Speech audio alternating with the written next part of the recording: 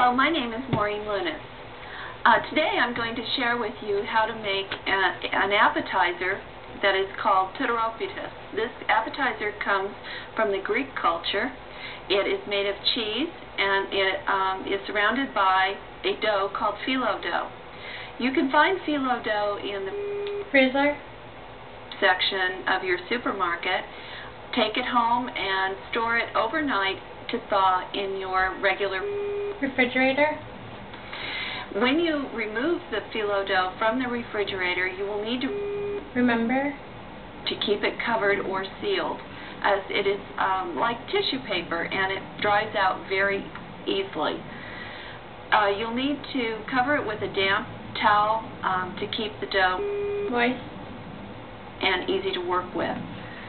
You will need to initially cut the phyllo dough into strips about 3 inches wide and keep them under the towel until you're ready to fill it with your filling.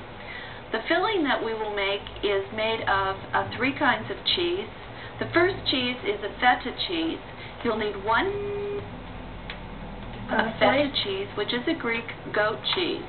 It's also found in other countries such as Denmark, and there is now a domestic production of feta in the United States.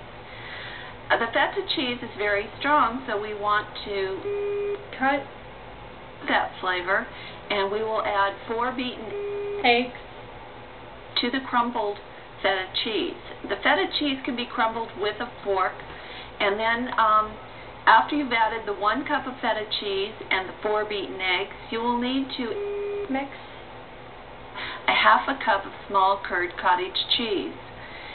With the cottage cheese, you might want to add approximately 1/8 of a teaspoon of pepper.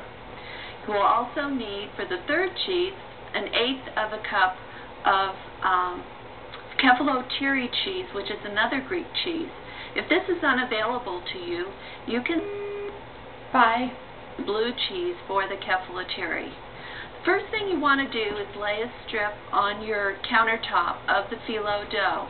I usually lay down a piece of wax paper, as the phyllo is less likely to stick to the countertop. Brush the phyllo with a mixture of a half a cup of melted butter and a half a cup of oil that has been blended. Use a pastry brush and lightly brush the phyllo. After you've laid the 1 strip down and buttered it, you can take a 2nd strip and lay over the top of the 1st strip. You can go on and add 3 or 4 layers, whatever your personal taste is. I usually use approximately 2 layers.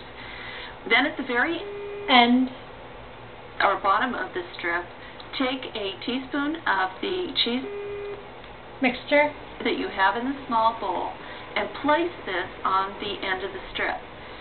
Take and roll up about 2 inches of the phyllo dough over the cheese mixture, and then continue to fold in a flag shape until you have a triangle. The very end of the dough needs to be brushed with the butter mixture.